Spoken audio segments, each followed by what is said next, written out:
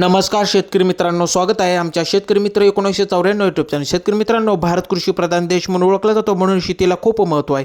म्हणून शेती हे शेतकऱ्याचे खूप महत्त्वाचे उत्पादनाचे साधन आहे। तर शेतकरी मित्रांनो, आज आपण डाळिंब लागवडीविषयी माहिती बघणार आहोत। तर डाळिंब लागवडीसाठी उष्ण कोरडे हवामान आणि उत्तम निचऱ्याची हलकी ते मध्यम जमीन आवश्यक असते। लागवड साधारणपणे जून जुलैमध्ये जेणेकरून पावसाला सुरुवात होते, त्यामुळे झाडांना पाण्याची फारशी गरज भासत नाही। जून जुलैमध्ये लागवड केल्यास रोपांची मर कमी होते।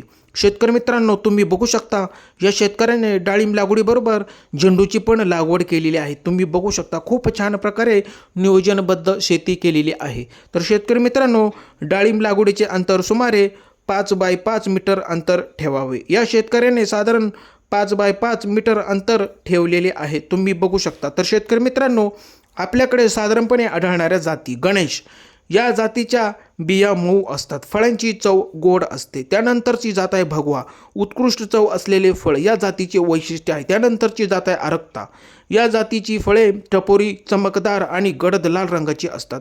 त्यानंतरची जात आहे फुले भगवा सुपर, ही जात गर्द केशरी रंगाची असून फळांची साल जाड व चकचकीत असते आणि दाणे मऊ असतात। त्यानंतरची जात आहे सोलापूर लाल, या जातीची फळे गोल गुळगुळीत आणि लालसर गुलाबी रंगाची असतात।